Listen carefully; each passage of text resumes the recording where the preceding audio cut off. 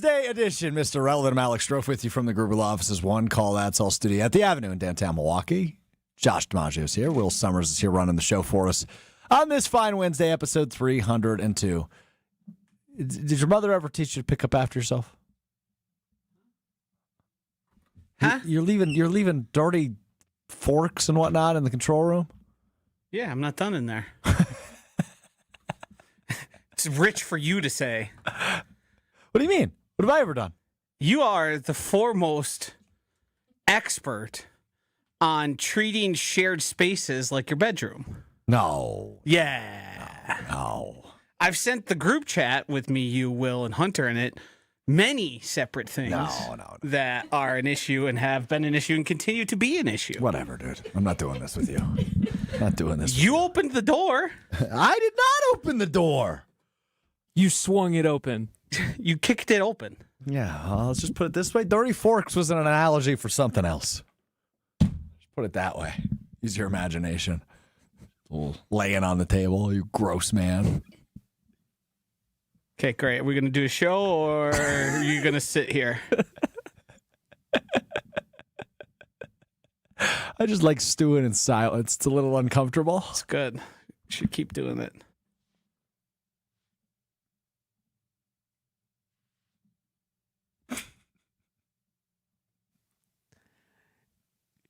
Really appealing to the audience right now. I thought that was a good start. No. I thought that was a really good start.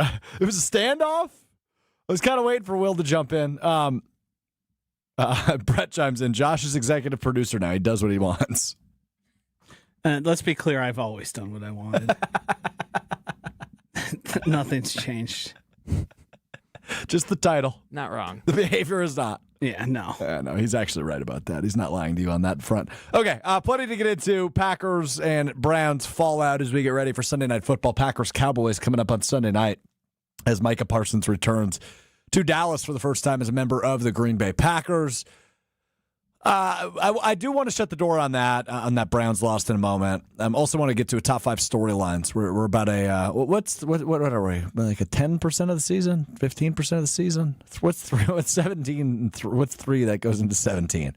A little under 20%. How many times does 3 go into 15? 5, so that's 20%. But we got to go to 17. So that's why I said 15% or so through the NFL season. 3 weeks in, and I want to run through. How do you end up so many times in places where you back yourself into a corner?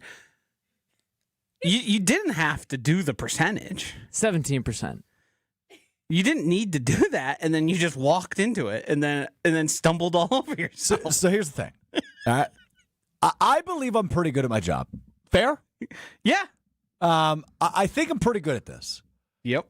I would say one thing about me that I could certainly improve on is finding myself in mathematic holes. Yes. Yes. It's totally unnecessary. It always, 99% of the time, it's unnecessary. Yes. Could have just said, we're very early in the season. No math. I don't want to hear from you. I'm talking to Josh right now. So it was nice when it was 16. You could do 4 as a quarter of the season. Exactly. It was easier. I'll give you that. And that's what I'm used to, despite the fact this is like the 5th or 6th year with 17 games. That's what I'm used to. And so my mathematic holes, oftentimes I'm just trying to like make it cute and make it clean, kind of a clean break. It's a good thing that it makes it worse and Yeah, sloppier. but you could make the case that that's what makes me me. Not everything is clean. Not everything is cute. There's some messiness to me. And maybe I think that, you talk about appealing to you may make fun of me sometimes. I appeal to 20 or 10% of the audience. Yeah. I think the fact that I'm imperfect makes me appeal to 100% of the audience. I'm not perfect. I think if you were to ask the audience, they want your information to be closer to perfect than not. Will, poll it on the YouTube chat right now. Do you want Strouf to be perfect or imperfect?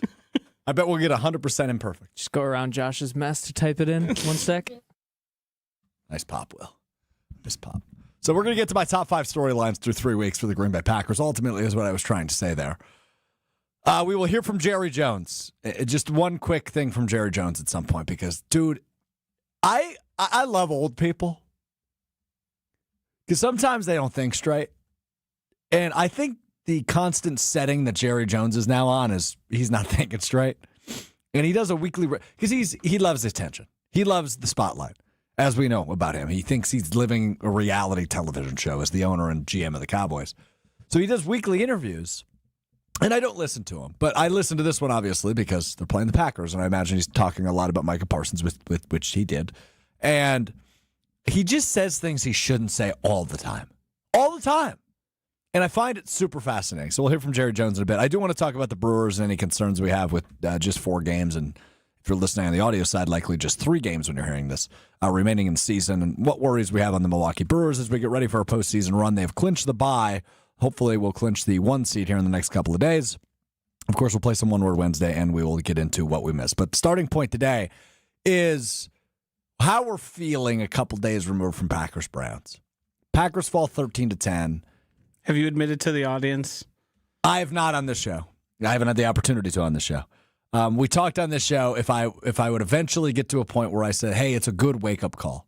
Because throughout the entirety of this program on Monday, 12:30 to 1:30 Central, I was still feeling pissed off and just kind of yucky about how the Packers ended that game in Cleveland.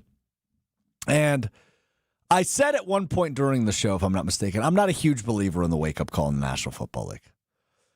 Well, that all changed at 4:08 p.m. on Monday on Kyle Bruston Nortman. I forget who the call was from, but we got a call that convinced me. Is it Mo from Illinois? Yeah, Might have been Mo. in Yeah, Illinois. might have been Mo from Illinois. Good memory, fellas. Great calls from Mo. Yeah, he's a great caller. Shout out I Mo. love his perspective on all things Packers. He's been an awesome fan and caller for years to ESPN Milwaukee and ESPN Wisconsin.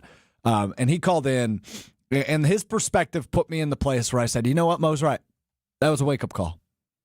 And it should serve as one. And Joshy, I did say this on Monday prior to the wake-up call thing, but still 2 days post wake-up call thing. You can't go 13-4 without 4. You're clever. Are you like extra cranky today? What's going on? No, the Packers were going to lose. You just hoped it wasn't the Bears. The Browns. You also hope it wasn't the Bears as well. But you just, I don't know how much there is to even learn from what happened in the Bears game. Browns, jeez. I don't know. I don't know what to take from it other Did you than just say rent-free. Living in that dome of yours. I just don't know what to take from it. You could point a lot to the offensive line health and Matt LaFleur making mistakes and Jordan Love making a mistake. But I don't know if any of those 2 things are going to dictate the rest of the season. Like, I don't see anything that happened on Sunday happening again throughout the season, really. Yeah, I tend to agree. Yeah, and that's what makes it frustrating. I don't know, frankly, if you see a defensive line that good the rest of the season, or a front 7 that good. There's some teams on the schedule that have good front 7s, but I don't know if you see one to the level of Cleveland, and we completely underestimated them. Right? You obviously had Myles Garrett circled, and that's a guy we talked a ton about last week. But did you have Carson? This one's always hard for me. Carson Schlesinger. Did you have him circled? Because I didn't. You know ball though. Not particularly. I thought he'd certainly. I mean, I know he's on the field for them like 100% of the time. But you didn't expect. No. Let me rephrase, because I think that's a guy you did circle before the season as Defensive Rookie of the Year. But I think the only thing that's really going to be close is the Eagles game. By the way, in terms of defensive fronts, which. And the Vikings are decent overall, but in terms of fronts, that's one of the better ones. And I agree. So, but the offensive line was totally ruined, Shambles. Decimated with injuries. And they're still, and I don't know if LaFleur or anybody has talked about this quite yet. I just don't get what they were doing at right tackle in that game. No. To start, and we talked about this a little bit on Monday, to start, Zach Tom shouldn't have played to begin with. Correct. But then ultimately Zach Tom is your starting right tackle. Great. Plays one play. And then they go to Jordan Morgan, who has never played right tackle in any capacity in the National Football League. You made a trade for Darian Kennard prior to the season. When Zach Tom went out week 1 against the Lions, you went to Darian Kennard. Week 2, you went with Anthony Belton. And then you went to a different option in week 3. So aside from Zach Tom, they have had 3 different guys step in at right tackle. Ultimately, they went to Anthony Belton at different points in that Browns game. But I just didn't really understand what they were doing at right tackle. Well, and you could stick with the theme of three. They've had Jordan Morgan now play three separate positions along the offensive line, and none of them are his preferred position of left tackle, which, if you go back to the preseason, when he played against starters, he was graded as one of the best left tackles in all the preseason. Yeah, and Rasheed Walker had a bad day. So I don't think it's bad enough to go ahead and signal a change coming in week 4 against the Cowboys, who don't have a very especially good not defensive with line. how poorly Jordan played in the opportunities he was given. On the right side, though. Right. But I think it still counts against you. Yeah, sure. I won't disagree with that. But I don't know. It's fair, unfair. Fair, unfair.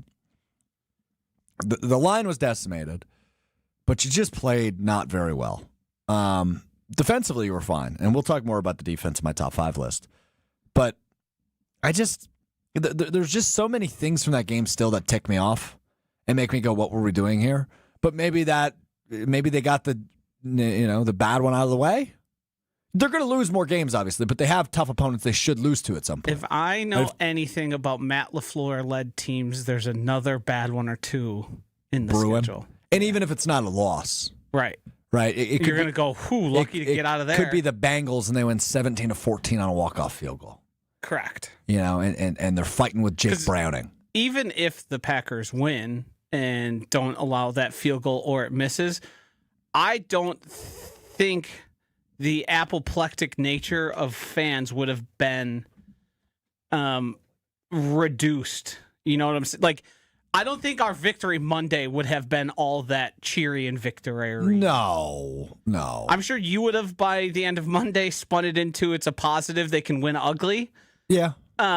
But yeah, so much happened throughout that game before the ending score. They can play awful and still win would have been my spin. Because that's how I felt with 3.5 minutes left in the fourth quarter. Just get out of Cleveland. Yes. Right?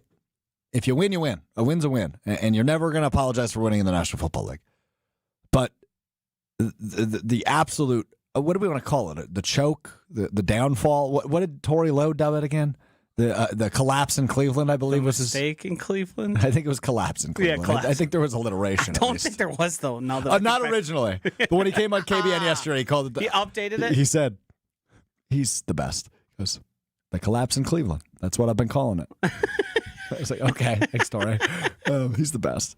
So anyway, yeah, it was yucky, and it is what it is. I don't think anything changes still 2 days removed or 3 days removed now from that loss. I don't think anything changes in the perspective of the Packers being one of the best teams in the NFL. I still feel like they are as good as anybody. I still think they're a top 5 team in the league. They're still in a clear tier above most of the teams in the NFL. It's the Eagles, it's the Ravens, and it's the Bills. And the Packers still firmly remain 4th in that position, but they still remain there. And there is still a teardrop. Yeah. I don't think any of that's going to change short of a bad, extended bad stretch. Now you go 0-3 against the next 3 teams. Then we have Houston. We have a problem. Yes. But I don't see that carrying through. Yeah. So we're good. We're good to close the door in Cleveland. I closed the door probably Monday night. That's too fast. I feel like we got all our takes out. It takes one thing: emotion, anger, frustration. That's another. I don't experience the Packers the same way you do. Why? I'm not as emotionally attached. That's problematic to me. No, I'm a fan. I root for it, but I got life, man. Well, so do I. And life goes on, of course. Yeah. But what keeps me up at night? What do I do before I go to bed? I think about the Packers. I have never once struggled to fall asleep after a disappointing Packers loss. Really? My father has that affliction. So it's not hereditary? No. Okay. I thought it would be. And and maybe it's just the degree now at which I talk about the Packers constantly, where it feels less of the childish excitement involved. I hope I never lose that. It seems like you're not. That's good. It is a very fun feeling to be a kid and get super excited, ride the highs and the All lows. right. Well, actually, let's talk about that before we get to my top 5 list. Uh-huh. Because Will is insufferable this week after the Bears win? Monday I was, but Okay, let's talk about what I've moved on. No, let's talk about what you did today, actually. How about we prove you didn't move on? You want to talk about that? Sure. You want to stop lying to the MIA? Sure. Before I tell the story, I'm going to give you the opportunity to say, you know what, I just lied to the MIA and I apologize. I got Strouf. That's all I got to say. I got him. All right, so I'm sitting at my desk earlier this morning. Probably about, what would Our you say, desk. Will? About an hour? Yeah, our desk. Sorry, Joshy. About an hour ago. Yeah, about an hour ago. And Will walks past. He goes, Strouf, question for you. I go, what's up, Will? And he's smiling. I go, what? Will doesn't have a great poker face. No, by the he's- way. I literally thought about doing it to him, and I went like into a side hallway and smiled and laughed about it. So I was like, I got to get it all out of me. So he comes over. He's smiling ear to ear. And I go, what? He goes, hey, do you know when the NFL announces players of the week? I said, well, it's usually on Wednesday. And he said, yeah, but when on Wednesday? Like, when do they do it? And I said, they already did it, didn't they? All right, assuming Caleb Williams probably won NFC Offensive Player of the Week.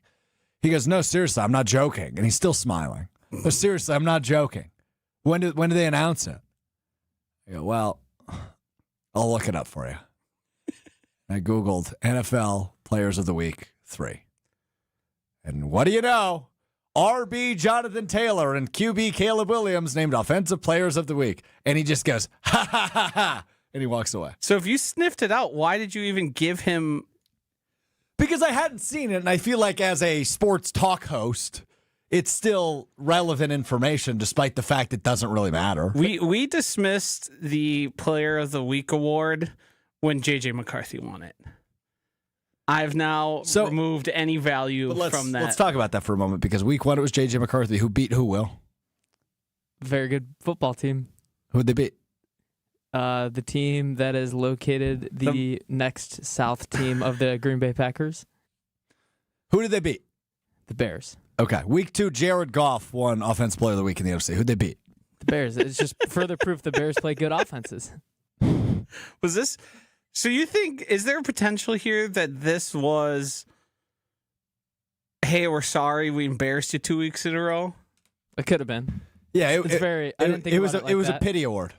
Pity award for Caleb Williams. The lesson here is that Strouf just fell right into my he trap. did. Even though he knew it was a trap, he did exactly what I wanted him to do. I participated in a known trap.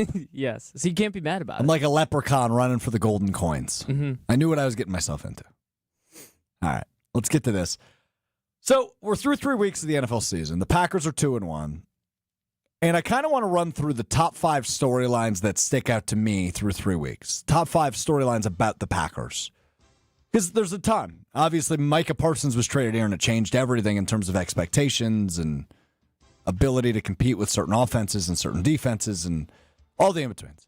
So I want to dive into my top 5 storylines through 3 weeks. Let's start with number 5. And that is about the first-round pick, Matthew Golden. And the fact he still hasn't really popped off quite yet. Through three weeks, he's got 6 receptions for 68 yards. But that includes a game where he had 0 receptions, week 2 against Washington. He was blanked. The talent is visible, but the production is not there yet. He had that long catch last week where he veered out of bounds and maybe could have stayed in bounds and tiptoed the sideline for several more yards. And maybe I wouldn't be saying he hasn't quite popped off yet if he would have had a 90-yard reception. But we haven't seen it quite yet. We see the makings of it. We see it forming. We see it coming. Just hasn't popped quite yet. So storyline 5 is that we haven't seen the Matthew Golden game, but I think that's coming, and I think that could come as soon as this week prior to the bye against the Dallas Cowboys. Good opportunity for the entire offense to get right, but it's also a good opportunity for Matthew Golden to be the guy we think he can be. Yeah, I think this is. I'm zero concerned about Matthew Golden and the breakout coming. Matthew Golden, I believe, leads all the NFL in average depth of target. That is how far he is being thrown the ball. He also has had now, 3 separate opportunities that could have been touchdowns. Mm-hmm. One, Jordan Love underthrew, the next he overthrew, and then this last one where he veered out of bounds. I think he thought he was a little closer to the boundary, perhaps, but Love did lead him that way with his throw. The one discouraging part, and this I place at the feet of Matt LaFleur, is he's getting very little designed stuff. Very little things to let's get this guy going, let's get him open, and let's use his speed. I think that's probably something that is going to end up coming, especially if Josh Jacobs continues to be as bad as he's been thus far in terms of rush yards over expected, all that stuff. I think Golden is going to need to be a feature of the offense because the running game is not as effective as we would have hoped. I will get to that momentarily. Number 4 storyline for the Green Bay Packers through 3 weeks is that the quarterbacks are exceeding expectations. And there are some obvious reasons as to why that is, but there's some good statistics to back this up also. Through 3 weeks, the Packers have allowed 3 passing touchdowns. The catch of the year to Isaac Tesla at the end of that Lions game in week 1, and then 2 touchdowns from Jaden Daniels, a 20-yarder to Zach Ertz and a 10-yarder to Deebo Samuel, where Deebo did a lot of the work anyway. Well, and the Zach Ertz one was just a Quay Walker overcommitment. Correct. 2 out of 3 of those were garbage time touchdowns, too. Yes. True. So, not allowing deep balls, and again, opposing offenses haven't had a lot of time. Their pockets are collapsing faster because of the Micah Parsons addition for obvious reasons. But the quarterbacks are exceeding expectations. That was the position I think we all would have circled prior to week 1 and said, this is the one I'm most concerned about. But Keyshawn Nixon's been awesome. Carrington Valentine's been really good. Javon Bullard's been really good. Nate Hobbs hasn't played as much as I think maybe we'd expect after the nice contract and the nice signing that was made in the offseason. But that's a group where you've looked at it and you've gone, okay, they've played better than maybe I anticipated here through 3 weeks of the NFL season. So storyline 4, the cornerbacks are exceeding my expectations. I was much higher on the cornerback rooms, and it felt like literally everybody else who is a fan of the Packers. I would say, though, I do agree that's the one position I had an eye on, just because of lack of depth, lack of superstardom at that position, where when you look on the defense, there was at all other position groups, there were guys you thought, well, that guy could probably make it work there.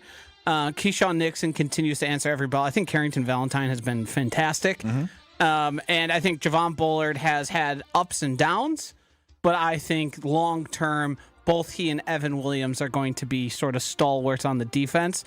The Packers told us before the offseason, after the draft, they felt good about their cornerback positions, and certainly Micah Parsons is a portion of it, but I also just think those 4 guys are better than we anticipated.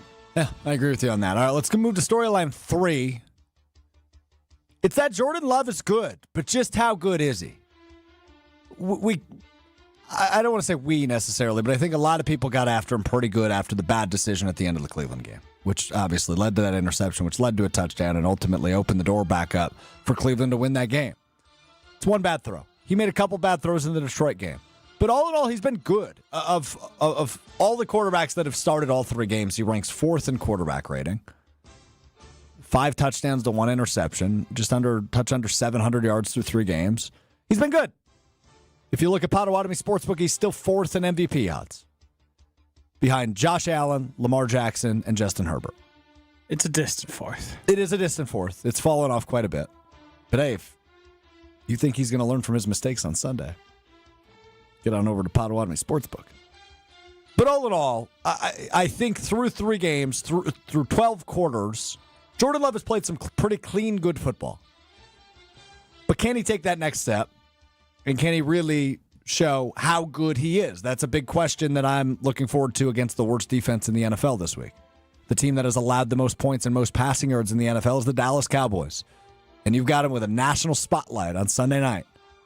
Just how good can Jordan Love be? I think Sunday is a really good opportunity for him to get right and prove just how good he is. I think there's always going to be a degree of Jordan Love where he makes a boneheaded throw. I also think I have noticed, and let's delete what we saw in Game 3 against the Browns, because he had no time. I mean, Rasheed Walker was screaming Jordan run at him. That was a great video. Because he whiffed so bad. Jordan Morgan was awful, and Elton Jenkins was awful. Zach Tom went out, and then Anthony Belton had his struggles as well. I don't think it's really fair to grade Jordan on what we saw in his inaccuracy on Sunday against the Browns just because it was a bleep show up front.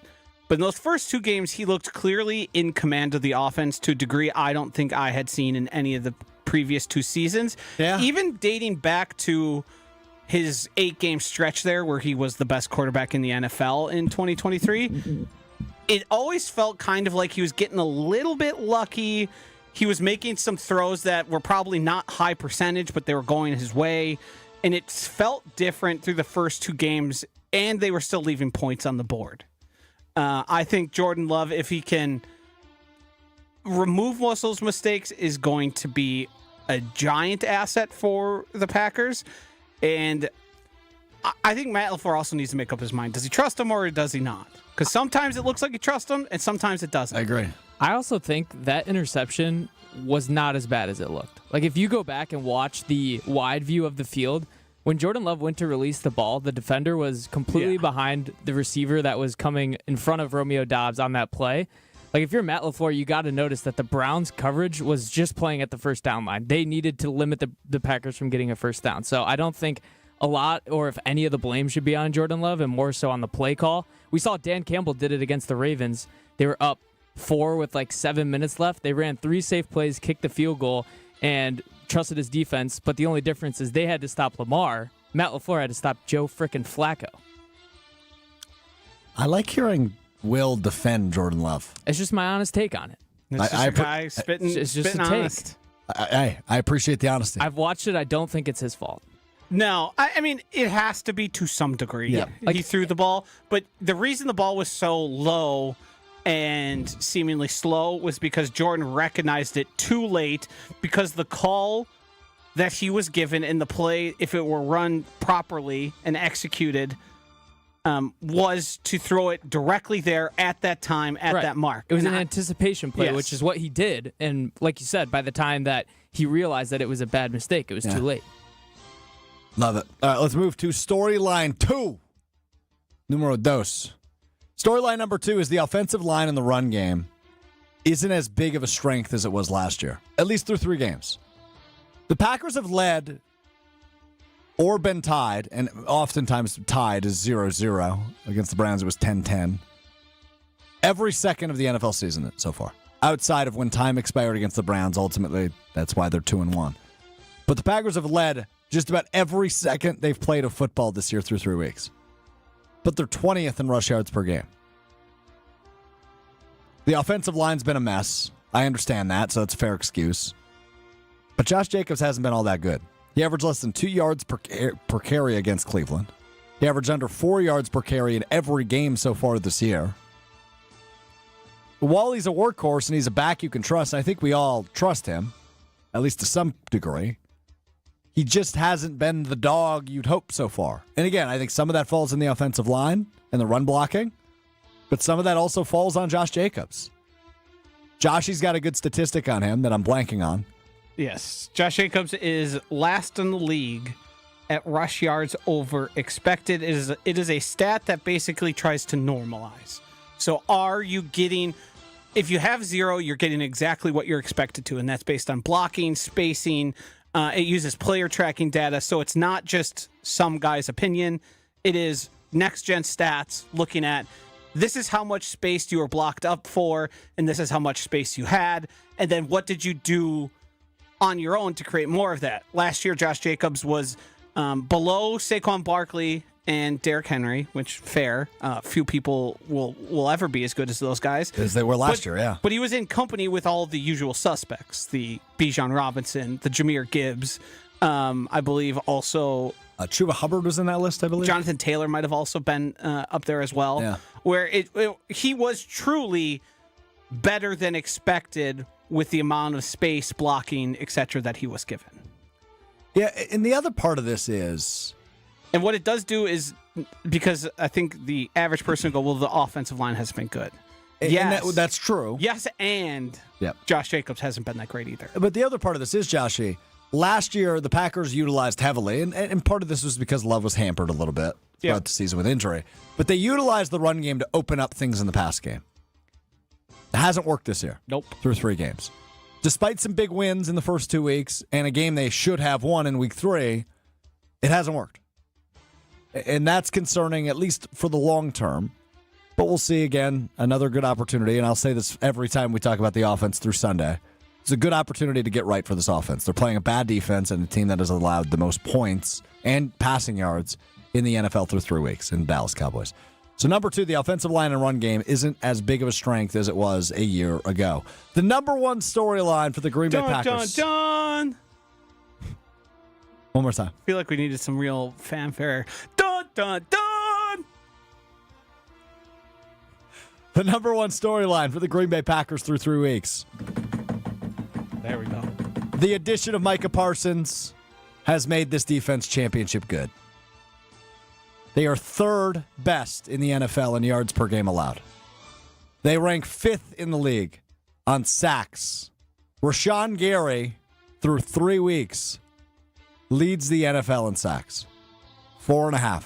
More than anybody else in the NFL. Rashawn Gary leads the league in sacks through 3 weeks.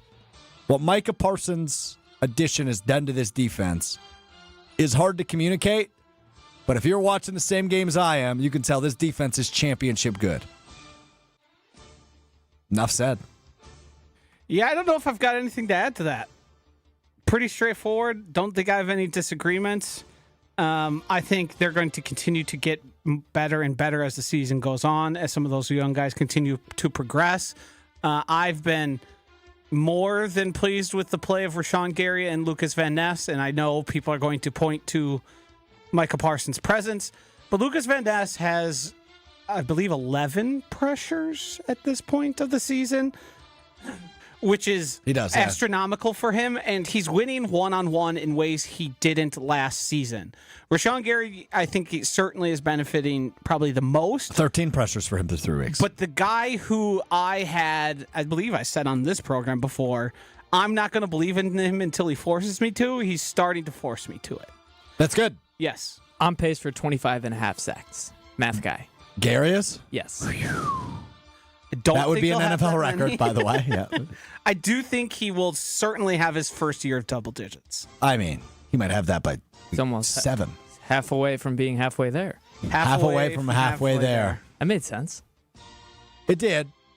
Half a sack away Couldn't from being you just halfway say there. he's Nearly halfway there. yeah? That would also do. So just to recap, my top 5 storylines through 3 weeks of the NFL season. Number 5, Matthew Golden still hasn't popped. Number 4, the cornerbacks are exceeding expectations. Number 3, Love is good, but how good?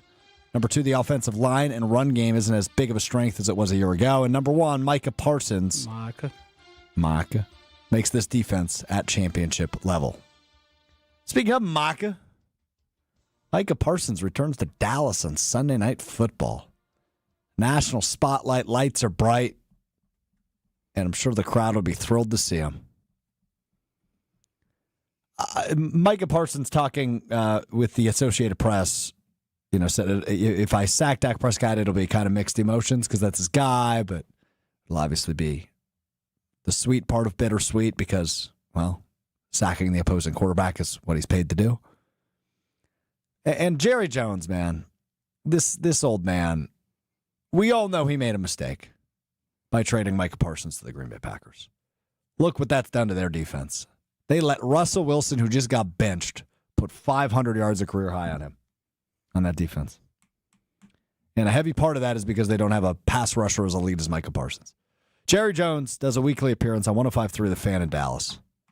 And when asked, well, do you have any bad feelings toward Micah Parsons after the stalled negotiations and eventual trade, Jerry Jones had this to say about how he's feeling towards the Packers star pass rusher. And so there's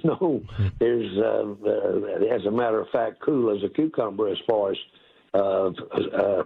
feelings or as far as flaring. He can barely get a coherent sentence out. Well, at some point, I think we're picking on an elderly man who probably isn't as concise and direct as he once was. Well, that's his fault for still being the general manager of the football team. Well, his fault, our advantage. True, but couldn't you make the argument that you're taking advantage of an old man then? He has enough people around him that his decisions usually aren't just Jerry. Yeah, but I don't know about that. I feel like once Jerry makes his mind up, it's happening. He owns the damn team. It seems to be there are times where it's, yes, very much Jerry dependent. He can't help but be the center of attention, and I do think he is more clever than we give him credit for. Sure. I also think he's probably worse at football than he's talked about, if that makes sense. Like Jerry doesn't know ball. He gets enamored by certain prospects, certain things. The Cowboys have had great draft picks. They've also had some. Taco Charlton comes to mind. You telling people they don't know ball will always be a highlight of my day. I mean, you traded Micah Parsons. You don't know ball. What other reason could you come up with to justify trading Kenny Clark and 2 firsts for Micah Parsons? Trading for Kenny Clark and 2 first-round picks for Micah Parsons? Yeah. Not knowing ball. Yeah. No, I mean, and he denies this, and I don't know if Mike has spoken on this, but that relationship was fractured beyond repair.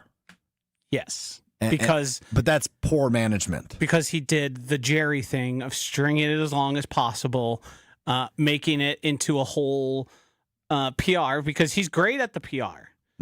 Even if people are telling him he doesn't know ball like me, he is consuming a large part of the NFL conversation, no matter how good the Cowboys are or not. Them being a winning team is not important to the amount of attention they get on a week-to-week basis. And I think that's largely why he's built that monolith in Dallas, and the reason their franchise valuation is as high as it is. Yeah. Cool as a cucumber. He's chiller than you are. Can you play that one more time, Will? Just Jerry Jones talking about his feelings toward Micah Parsons. It's such a great clip. And so there's as a matter of fact, cool as a cucumber as far as feelings or as far as flaring. What was that last word? Flarings? Foolish flarings. Yeah. If you watched the documentary, I didn't. This clip also went around on social media because the Packers fans were celebrating it. Oh, sure. He's not going to be cool as a cucumber. He generally isn't when it comes to the game happening in front of him. He ostensibly threw a fit in the owner's box in the playoffs. I feel called it the worst loss, like the most damaging loss in Cowboys history. Yeah. And it was a divisional game. Listening to this interview. Wild card game. Yeah. We're listening to this interview on 105 Through the Fan. Usually when you end an interview, I've done plenty of them. Usually when you end an interview. Some better than others. When you end an interview, you say, typically, Josh, if I was interviewing you, say, all right, thanks, Josh. Thanks. Have a good one. Talk to you guys next week, right? Yeah. And something normal like that. He goes, you bet, guys. It's a really big one for us. I'm very excited for it. Can't wait. And he knows that it's a big one because it's on Sunday Night Football. He knows he's going to be on camera a lot, and he knows they're going to be talking about the move he pulled off. He still doesn't think he's in the wrong, by the way. No, of course not. He thinks they won. He will never think he's in the wrong. They acquired Kenny Clark, and they got 2 first-round draft picks that will likely be in the late 20s or early 30s. I believe also in that interview he said maybe we use those 2 picks to get a player like Micah Parsons. He did say that. I don't know. I'd have kept the one I had. Give up Micah Parsons to go get a player like Micah Parsons. Okay. Sound logic. And for all those wondering, there aren't a lot of Micah Parsons out there. Oh, really? No. Oh, that's why Goody took the swing he did? Uh-huh. Oh, okay. Makes sense. All right, let's pivot to baseball real quick, and then we'll get to one word and what we missed over the course of the next 20 minutes or so. So, Brewers have lost 3 in a row. Oh, hold on, real quick. Poll update on YouTube at ESPN Milwaukee. Do you want Strouf to be perfect or imperfect? 83% imperfect. Good for you. It is a unique position that you and Ben Brust have found yourself in, where the worse you are, the more the audience loves you. No, don't compare me to that. Don't compare me to that. Because mine's different. At least I know what the hell I'm doing here. Not to say Ben doesn't, but It's interesting you say that because Chef Ed in the YouTube chat said no fan interaction today, ? And then all caps, adios. I've read multiple comments today. I just haven't read Chef Ed's. What do you want me to do with premature one word, average? What's that about? I don't know what that means. Ask him. No. No, I'm just going to keep the show going. Since we pivoted for the Brewers, I've got a very important bulletin. I wish we had this on there. There are special new menu items coming for the 2025 National League Division Series. Go on. I need you guys to pick from these. Okay. The Totally Tipsy Polish, a giant 1.5-foot Johnsonville Polish sausage. I like Polish topped sausage. with That's too beer, much. onion, brown mustard, pickled peppers, Bavarian sprinkles. What are Bavarian I don't sprinkles? know. On a sausage, okay. It's available at the sausage stand.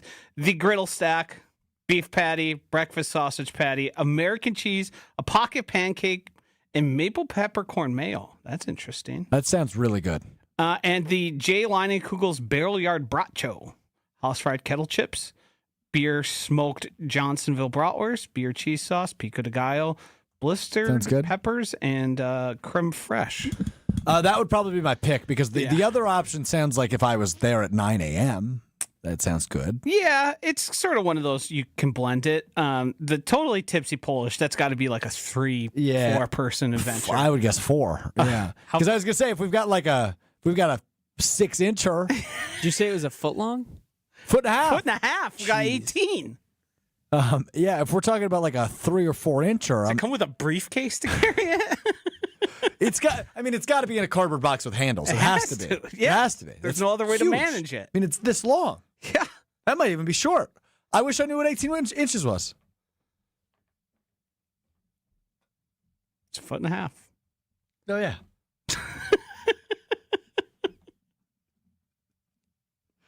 So Brewers have 4 games left, like I said at the beginning of the show, but one first pitch is about 2 hours from now when we're live on YouTube. If you're listening on the audio side, may be already over and down to 3 games left with an off day on Thursday for the Brewers. I'm not concerned in terms of the 1 seed. I'm not concerned in terms of the bye. I'm honestly not even really that concerned about the divisional series. But there is things to be concerned about. Trevor McGill is going to throw Sunday for the Brewers in some capacity. No matter what the score is, no matter what the situation is, he needs to get out there and pitch. He has not pitched since August 24th, a month ago today. So if they're going to have McGill either as their closer or just a bullpen arm in some capacity in the NLDS, they need to see what he's working with and how the soreness and how he responds to it with that elbow injury he suffered a month ago. But the other part of this is who are your reliable arms in terms of starting pitchers? You know you've got Freddie. You know you've got Priester, who wins every game he plays in, apparently. But then after that, who do you go to in the postseason? That's where I get tied up a little bit, is this Brandon Woodruff thing does not seem like it's getting solved anytime soon. And it's unfortunate because he's been great since he returned in July. But sounds like you're probably not going to see him in the postseason. So that's where I get tied up and go, okay, can they pull an effort where everybody's pitching the opener rather than the starter situation we've seen in the past from them in postseason scenarios? Does that work for this year's team? I think the answer is probably yes. But would you rather have a reliable arm like Woodruff in that situation? I think the answer to that is also yes. Yeah, it's a bad spot. Bad spot. Bad spot. I don't know how else to explain it. I do believe in the Brewers to be able to manufacture to give them a chance in the because you guys talked about on Jen Gabechew this morning. It's not as big of a concern for the division series. You can kind of make that work based on the scheduling and the off time in that series. NLCS things will get kind of sketchy there. The big thing is you'd love this spot to be, we'll just put Jacob Mizorowski here. He has struggled mightily the past month and a half, let's say. Everyone talks about the 1 inning where he seems to lose his ability to pitch. And the good news with him is he kind of has that the term I guess you could use is amnesia, the bad play amnesia. Yes. Where he has a short memory. He seems to get his composure back. But, like, for example, it's happened twice this year where he allows a leadoff home run, and all of a sudden you're in a 1-0 hole with no outs in the top of the first or bottom of the first inning. You know, and that's something that has to concern you. Because I don't think you can trust him in a spot like that. No, and the problem to me is Jacob Misiorowski has been a starting pitcher all throughout his time in the minor leagues. Mm-hmm. They continue to want to use him there, and everyone says, well, just move him to the bullpen. I don't know if that's going to be the best usage of Jacob Misiorowski. He's going to be in a situation he's not necessarily accustomed to, coming into what you would think would be pretty high leverage spots as a reliever in games where, unless the Brewers have 5, 6, 7 run lead, you're going to be in a tight game, and you're going to need somebody to deliver. What? You said 6-7. Oh, I still don't know what that means. I really don't either. Go ahead, Will. Sorry. Haven't for the life of me. I've harped on this a while, that depth, how important depth is in the playoffs in the MLB. And we went from a spot in mid to late August where we were thinking, if we were really in a pinch, we could bring in Quinn Priester, we could bring in Jose Quintana to pitch an inning or two if the starter struggles. And now that pitching staff has just gotten incredibly thin. So that's the one thing that really worries about me, especially in the team with the Brewers that we've been dealing with all year, dealing not in a bad way, where they're not going to hit a bunch of home runs. You're not going to get that instant, that instant result of runs. It's going to take time. They're going to have to grind away at bats. So the pitching being very thin where it is right now, that's my only concern for this team. And as Rick and Chef Ed point out on the ESPN Milwaukee YouTube chat, runners in scoring position has dropped off significantly the last couple of weeks.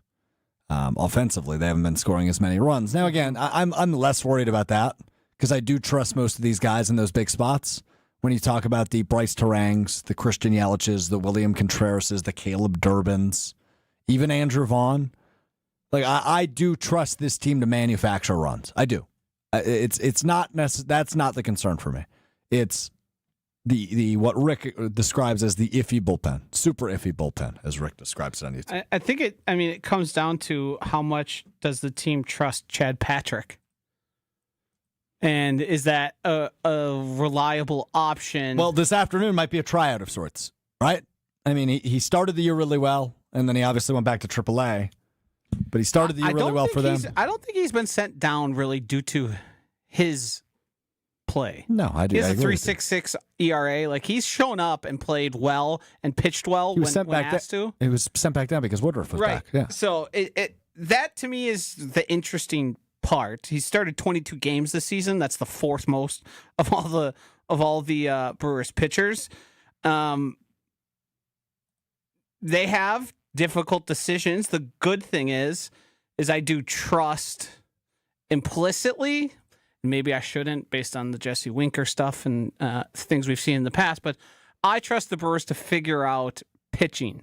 The thing is, even if you figure it out, it's not going to be as good as it would be to have Brandon Woodruff. Yeah. You'll have Chad Patrick today. You'll have Quinn Priester on Friday. You might get a Misiorowski appearance over the weekend, and maybe one more Freddie appearance, but I don't know that that's a given at this point, considering he started 32 games this year already. But we will see. I have no worries about the 1 seed. The Brewers aren't going to lose out, first off. I'd like to see them win at least one more so they can get to 96 and maybe get past 96 wins for the first time in franchise history in the regular season. There is a situation where Quintana could return, is there not? Yes, there is. Okay. Over the weekend, yeah. I don't necessarily feel over the moon about that, but I think he's been very good this season. So it is. Oh, wait. I don't think there is. What? Because he was put on IL retroactive to September 15th. 15-day IL. So I meant for the division. Oh, for the divisional series. Yes, sorry. I thought you meant for this weekend. No. It doesn't really help, too, that you have to end your season with a 3-game series against the Reds, who have a lot more to play for right now. Well, same with the Padres. Right. I mean, these are teams that are scrapping and clawing, trying to get themselves in the best position for the postseason. Now, the Padres are in. The Reds control their own destiny as far as I'm aware. But sorry, I misspoke. Quintana has a 3.96 ERA. I think I might have said he had lower. Or I maybe not have said it at all, and I dreamt that. You might have dreamt that. That's fine. The Reds now 1 game back of the Mets, so they do need to win a lot more. They did control their own destiny, but they lost again last night. So, All right, that's Brewers talk. I'm sure we'll talk more about it on Friday as things continue to kick up as we get ready for the postseason. All Brewers talk on ESPN Wisconsin. Unconditionally relentless, presented by the Neuro Spine Center of Wisconsin. Shout out to our friends at the Neuro Spine Center of Wisconsin. Shout out. Shout out.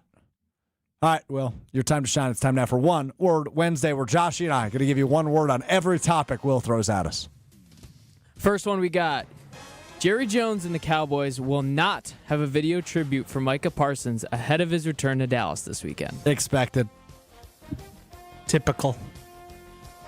You could go with Petty, but they never won anything when he was there, so I don't really have that big of an issue with it. Yeah. Jerry was clearly hurt by Micah seeking a trade. They thought they had a handshake deal. He doesn't like Micah, isn't going to like Micah. Jerry also the Jimmy Johnson era and the Petty degree he's been known to have. This is of no surprise to me. Mm-hmm. Ole Miss head coach's daughter, Landry Kiffin, hard launched her relationship with Whit Weeks, who is LSU's star linebacker, the week of the LSU Ole Miss game. Romantic. How can you not be romantic about football? So sweet. I love this story.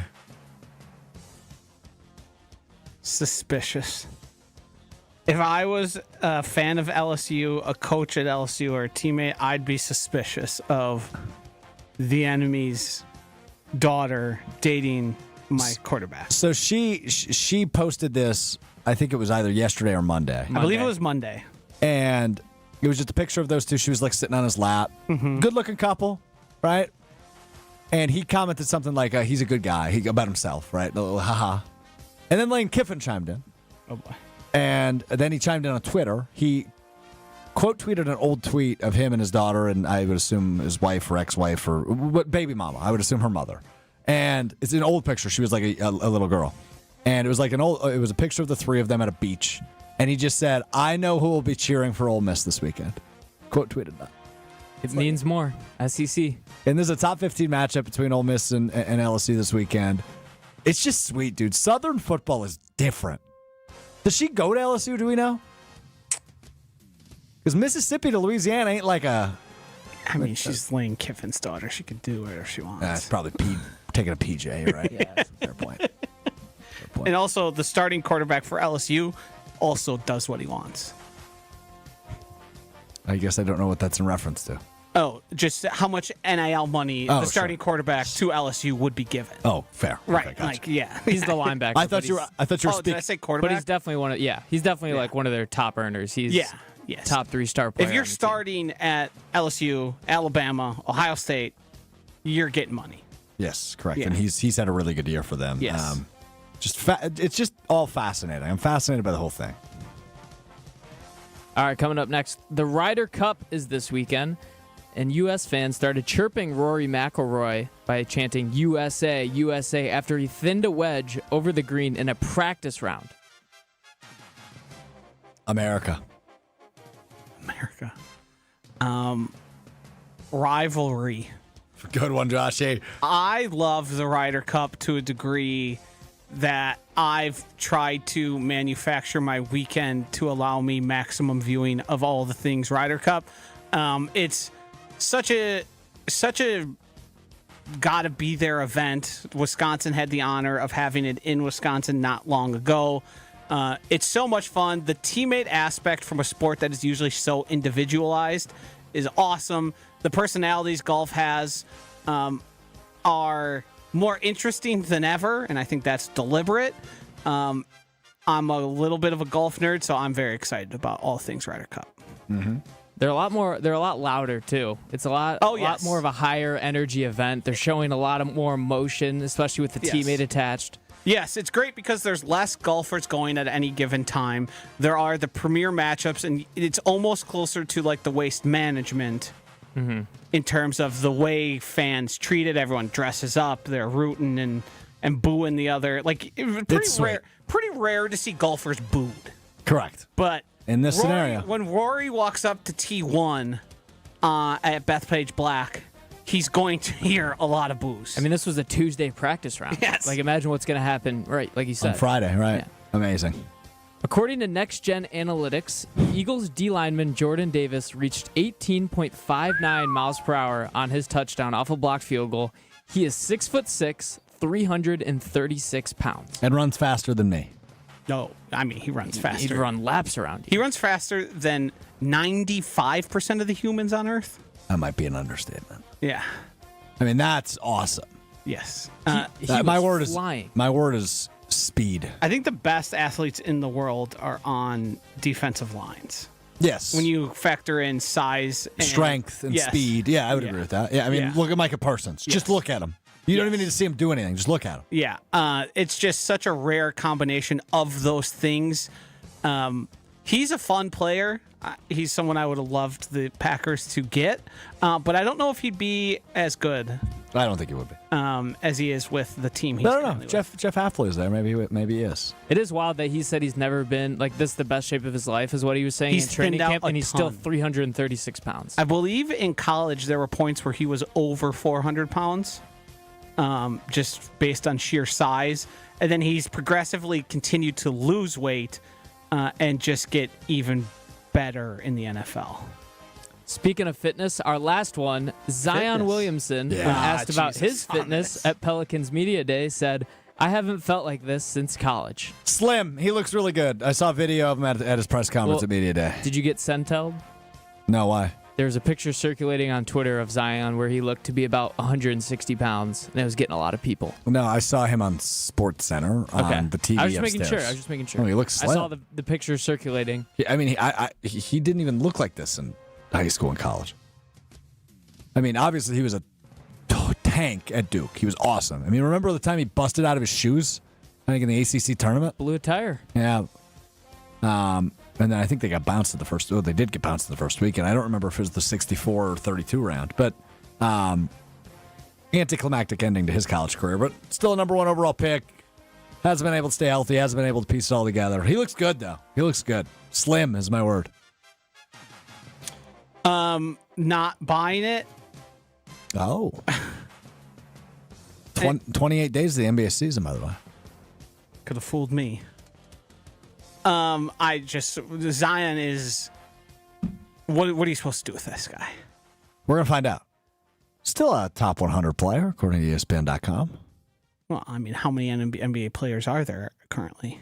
What's 15 times 30? I don't know. 450, I think. Yeah, so he's top quarter. Am I right? No, I was going to throw out a bad guess. What was your guess going to be? You got to be honest here. No, you got to be honest. Say like 145. That's 450. I nailed that math. Good for me. Starting the show with bad math, ending the show with good math. To me, there are few athletes that I can look at and say, you don't really care about the sport you play. But I don't know if you can make that case for Zion. Come on. I think, Come on. But in the past, I would agree. With all the resources you have as a professional athlete, you have to try to get out of shape. Yes. And he's consistently that way. Yeah, I won't argue with that. Okay. Time now for What We Missed, What We Learned. It's presented by Door County Distillery, locally produced, handcrafted, award-winning spirits made locally in beautiful Door County. Whatever you're looking for to elevate your next gathering, family event, birthday party, tailgate, whatever you got going on, you got to try the cherry brandy from Door County Distillery for your old fashions. It's made with local Door County cherries. It just has, to me, kind of a fall taste. Brandy just does for me. The cherry brandy is delicious. Otherwise, if you're a whiskey old-fashioned person, their single malt whiskey has won 27 nationwide gold medals in whiskey competitions. 27 gold medals. That's how good it is. And it's affordable, it's local, it's award-winning. It's the best. They've also got gins and rums and vodkas, brandies, whiskeys, as I mentioned.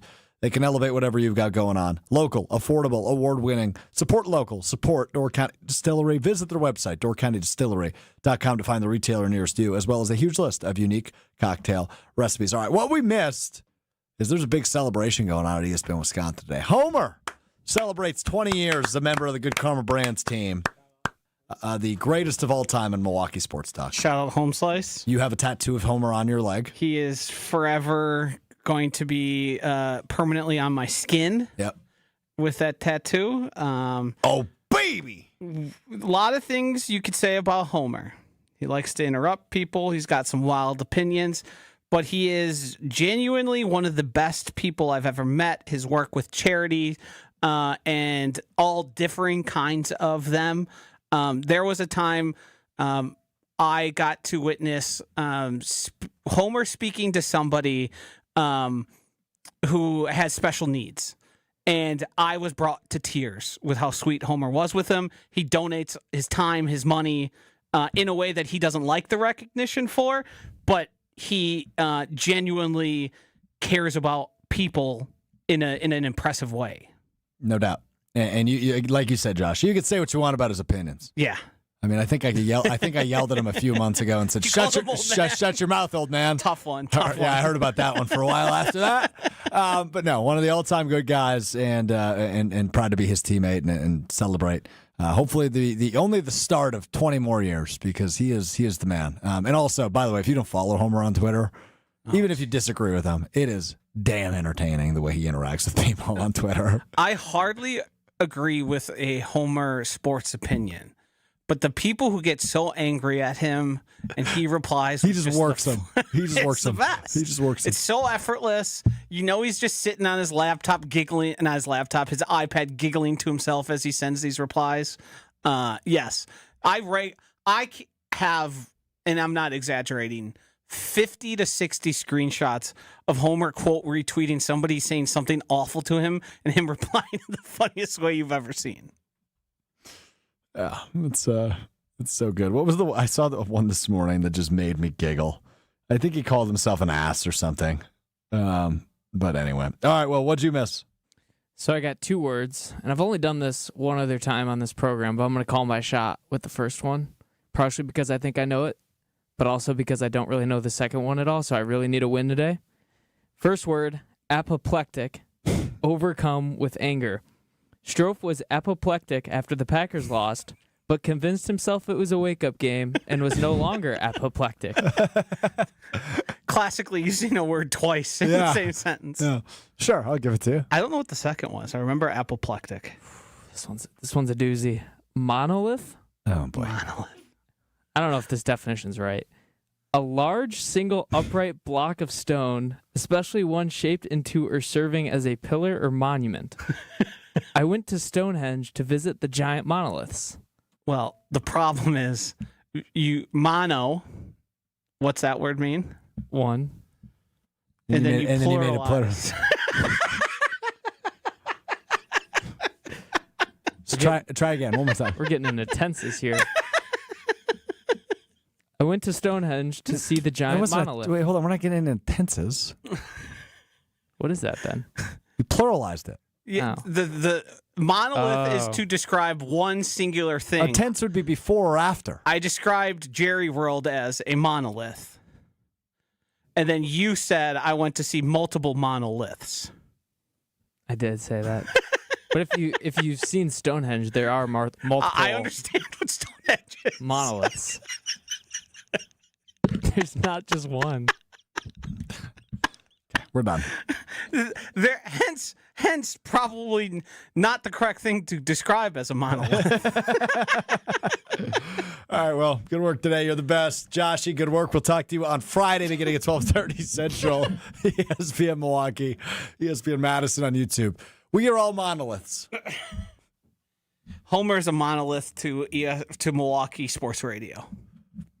We'll talk to you on Friday. We'll preview Packers Cowboys Sunday Night Football. Maybe we'll talk about the Badgers. We'll talk about the Brewers for sure. It's coming up Friday at 12:30. Reminder, you can find us Apple Podcasts, Spotify, ESPN Wisconsin app, wherever you get your podcasts. We'll talk to you Friday. Peace.